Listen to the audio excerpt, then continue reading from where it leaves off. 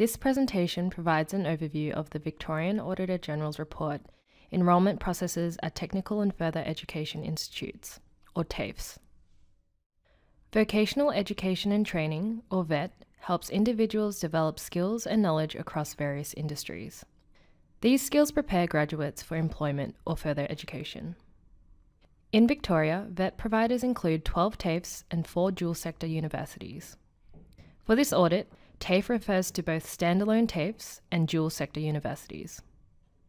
Increasing VET participation is a government priority. It is therefore important that TAFEs have efficient enrolment processes. The government's Skills First program subsidises training that targets industry needs while maximising student employment prospects. The Department of Education and Training, or the Department, engages VET providers, including TAFEs, to deliver the program using the VET funding contract. The audit objective was to determine the efficiency of enrolment processes at TAFEs.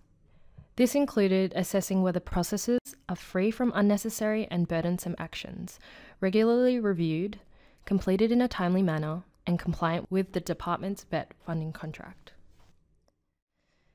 The audit examined enrolment processes for government-subsidised Skills First training at Box Hill Institute, Melbourne Polytechnic, Sunraysia Institute of TAFE, William Angliss Institute of TAFE, and Swinburne University of Technology.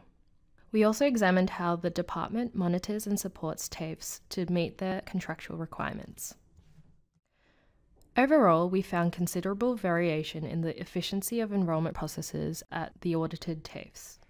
This means there is opportunity for TAFEs to improve their systems so that more students experience a quick and easy process.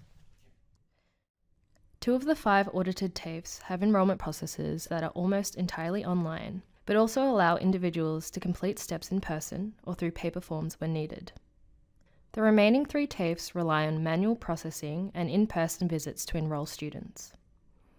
Manual processing leads to double handling of information, while in-person visits may inconvenience those with limited availability. Importantly, all 5 TAFEs are working to improve their enrolment systems and move more processes online. However, this work is uncoordinated and TAFEs are duplicating effort. We also found inefficiencies in how TAFEs assess literacy and numeracy skills as part of enrolment. While the VET funding contract requires TAFEs to consider these skills as part of enrolment, the department has not clearly explained how they should do so.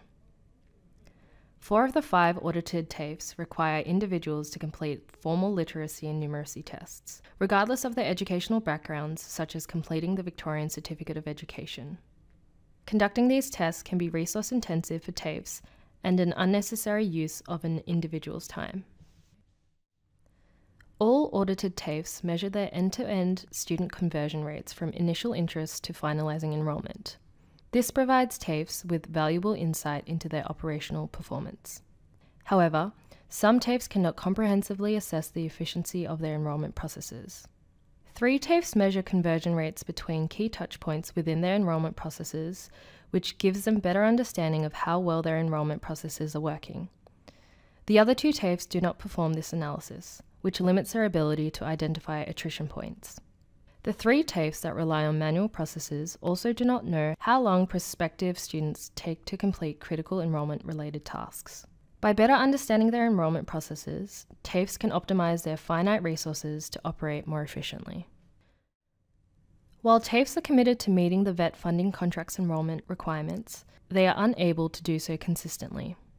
The department provides wide-ranging guidance to clarify TAFEs' enrolment obligations, but its compliance monitoring is sometimes inconsistent with the contract's enrolment-related clauses, and this prevents a common understanding of how to comply.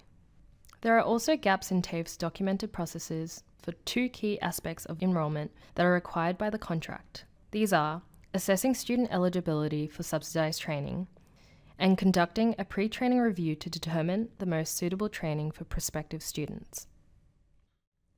We recommended that the department and TAFEs investigate options to standardise or centralise TAFE enrolment systems.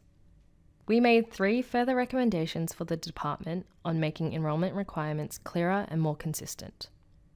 We also recommended that TAFEs review and update their documented enrolment processes and promptly report all contract non-compliance to the department. For further information, please see the full report on this audit on our website, www.audit.vic.gov.au.